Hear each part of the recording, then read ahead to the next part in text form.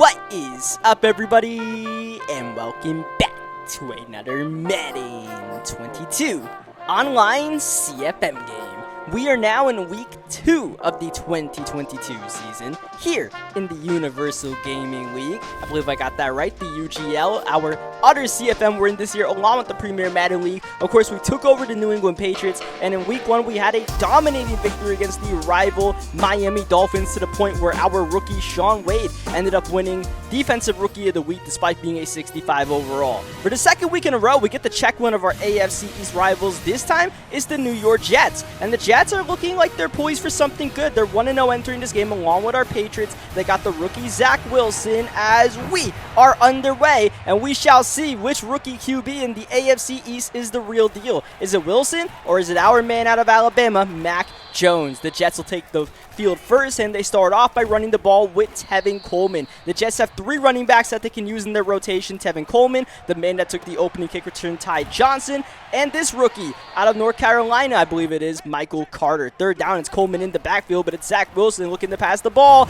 Got his man, easily the #1 wide receiver on this team, the former Tennessee Titan. That would be Corey Davis. So we'll have to keep our eyes on number 84 throughout this contest as Wilson, middle of the field. That's not Corey Davis, but that will be Keelan Cole on the reception as Carter gets tripped up in the trenches. That could have popped off for a big run. Second down in traffic, Tyler Croft. That was never going to work. Now it's third down and long for the rookie out of BYU, Zach Wilson. The pocket is clean. He'll look to throw, and he's picked off by Raekwon McMillan. McMillan, one of the many great linebackers on this Patriots team, but not one that you might expect to get a lot of playing time. But we're actually going to promote Raekwon McMillan to our #1 middle linebacker and get him as much playing time as possible as Damian Harris dropping the pass there. That would have easily been a first down instead. Third down and 2, 4 minutes into the first quarter. The blitz is in. Oh, that ball almost got away from Mac, but it finds the hands of Nelson Agholor, who's in for the touchdown. Oh, Mac Jones feeling the heat. Almost made a mistake right there. Keyword almost. And in real life, I'm not sure Nelson Agholor hauls that ball in because that was a tough catch, but he laid out for it in stride and was able to take it the distance. The Jets gambled, and we made them pay. So Mac Jones coming off of a decent first game, right? We won that first matchup against the Dolphins 66-10. A lot of that was defense. We didn't do anything crazy with Mac Jones. It was just a balanced offensive attack, and we were just, making plays on the defensive end more than anything else. Shaun Wade was going crazy.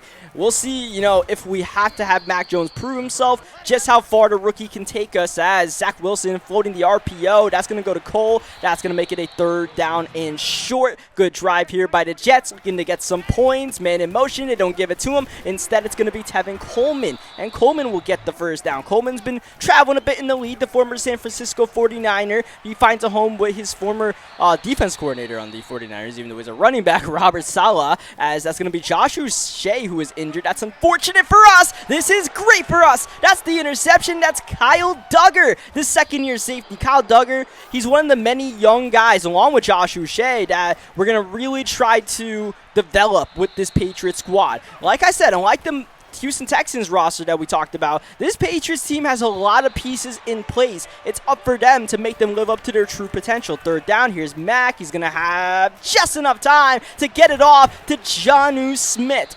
Trying to work both Hunter Henry and Jonnu Smith onto the field at the same time and make them effective, it's going to be challenging because we're not running too many 2 tight end sets as Mac Jones unleashing downfield. Mac puts it right in the hands of the wide receiver. I believe that's Sims on the reception as Harris gets lit up. Mac Jones is really turning up so far in this one. He's making all the throws we need him to make. That's an easy one. That's Jonnu. And you see Jonnu, we actually have him as a slot wide receiver because, well, we don't really have anybody else to put in that spot besides maybe Nelson Agholor, but we're going to make him play outside. This is Ramondre Stevenson. Got the ball, and a nice stiff arm promotes him to a first down and goal with the 2. Great effort by the rookie. Here is Steven Sims for the touchdown. We talked about Steven Sims being a practice squad pickup from the Buffalo Bills, promoted to a starting wide receiver for our New England Patriots, and what a move that was, because Steven Sims is looking like he's a legitimate piece in this offense.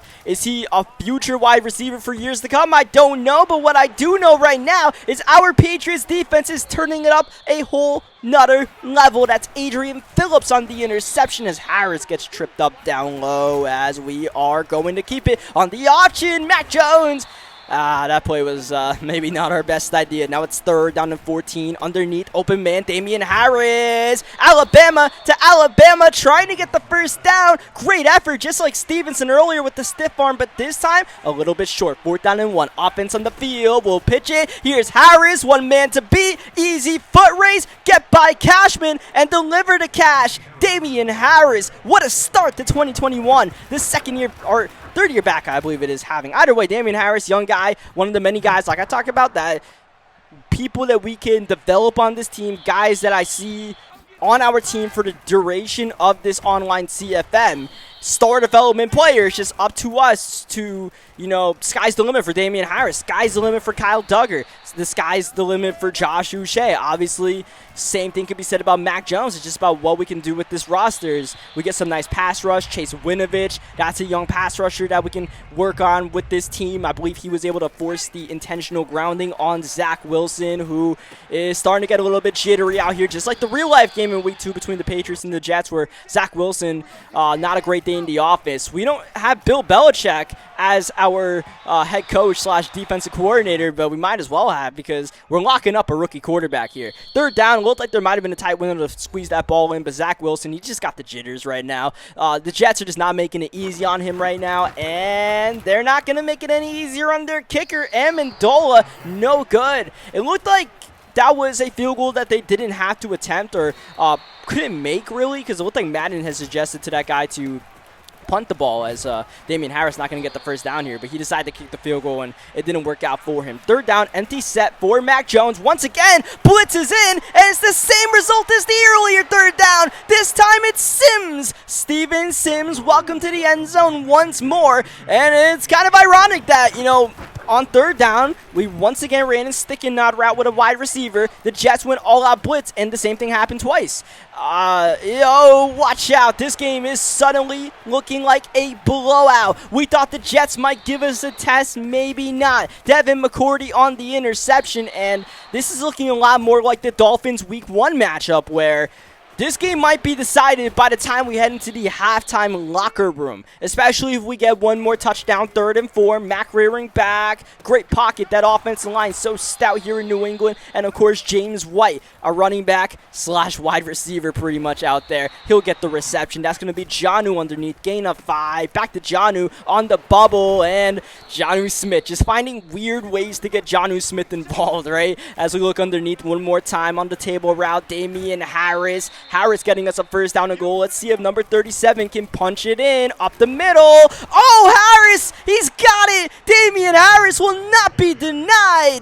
Harris is looking like a star, maybe even a superstar. Maybe a dev story is in that man's near future, because he cannot be stopped. He continues to get touchdowns for this squad, and, there's a lot of people that we maybe could have had develop into, great success early on. I'm not sure Damian Harris was on the top of that list, even though I really like his game in real life. I wasn't sure if it would translate to the way that we play in Madden, right? I just wasn't sure how it would translate in Madden. But Damian Harris, man, he has been everything we could have expected and then some. So it's been a lot of fun using these Patriots out here. It's nice to use a team that has a good offensive line. I don't know if I mentioned it in the Week 1 video with the Patriots, but it is literally night and day using the Texans and using the Patriots and watching this offensive line go to work and watching the holes that develop. There, that was a great play by Quinnen Williams, the great defensive tackle with the Jets, to blow that play up. But even there, you can see the potential as we throw the screen pass here to James White. That's not really going to work out, but